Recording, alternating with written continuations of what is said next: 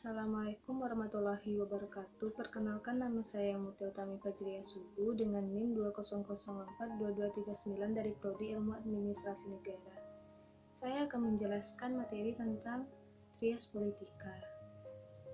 Adapun pengertian dari trias politika atau pemisahan kekuasaan adalah sebuah ide bahwa pemerintahan berdaulat harus dipisahkan antara dua atau lebih kesatuan kuat yang bebas, mencegah satu orang atau kelompok mendapatkan kuasa yang terlalu banyak.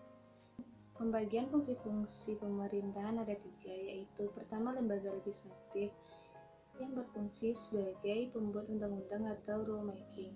Yang kedua ada lembaga eksekutif yang berfungsi pelaksana undang-undang atau rule application.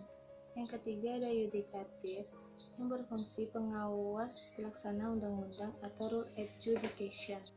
Selanjutnya, teori-teori fungsi negara. Yang pertama, fungsi negara menurut John Locke. John Locke adalah seorang filsafat dari Inggris. John Locke mempunyai pendapat tentang berbagai fungsi negara yang dikenal. Teori pemisahan kekuasaan yang meliputi: yang pertama ada fungsi legislatif, mempunyai fungsi untuk membuat undang-undang. Yang kedua ada fungsi eksekutif, negara adalah pembuat sekaligus pelaksana dari peraturan perundang-undangan. Yang ketiga ada fungsi federatif, berkaitan dengan urusan luar negeri seperti perdamaian dan peperangan. Yang kedua ada fungsi negara menurut Montesquieu. Teori yang dikemukakan oleh Montesquieu ini dikenal dengan sebutan trias politika. Adapun ketiga fungsi negara yaitu: yang pertama ada fungsi legislatif. Negara berfungsi sebagai pembuat peraturan atau undang-undang. Yang kedua adalah fungsi eksekutif, berfungsi sebagai pelaksana dari undang-undang tersebut. Yang ketiga ada fungsi yudikatif, di mana negara berfungsi sebagai pengawas atas seluruh undang-undang atau peraturan yang sudah dibuat agar ditaati oleh semua warganya. Pemisahan kekuasaan menurut Gabriel A. Almond. Pertama ada rule making function, bahwa DPR dan DPD berfungsi menjalankan peran sebagai pembuat undang-undang. Yang kedua ada rule application function, bahwa presiden menjalankan fungsi ini.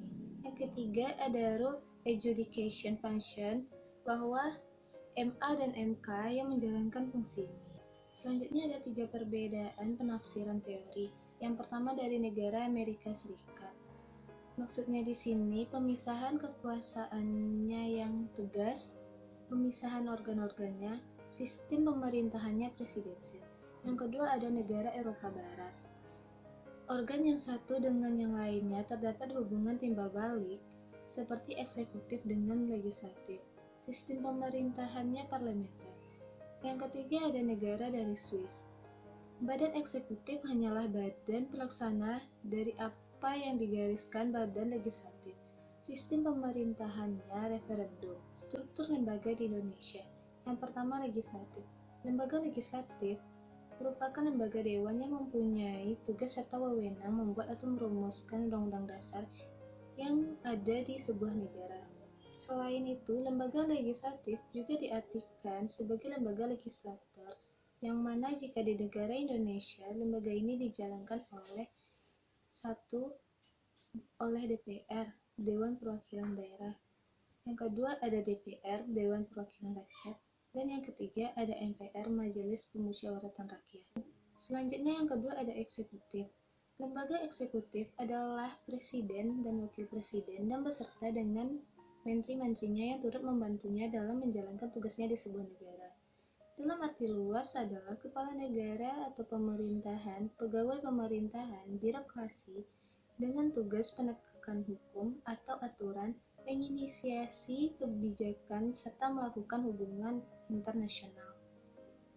Dalam arti sempit, yaitu sebagai simbol persatuan negara serta penyedia kepemimpinan dalam sistem politik. Serta yang ketiga ada yudikatif, yaitu suatu lembaga yang berfungsi mengadili penyelewengan pelaksanaan konstitusi dan peraturan perundang-undangan secara luas serta bersifat independen dalam pelaksanaan tugas dan fungsinya. Di Indonesia, fungsi lembaga yudikatif ini dijalankan oleh: yang pertama ada MA, Mahkamah Mahkamah Agung, yang kedua ada MK, Mahkamah Konstitusi, serta yang ketiga ada KY, Komisi Yudisial. 4 kategori perwakilan. Yang pertama ada independen. Prinsip kepentingan publik yang diperjuangkan tidak tergantung rakyat atau pemerintah.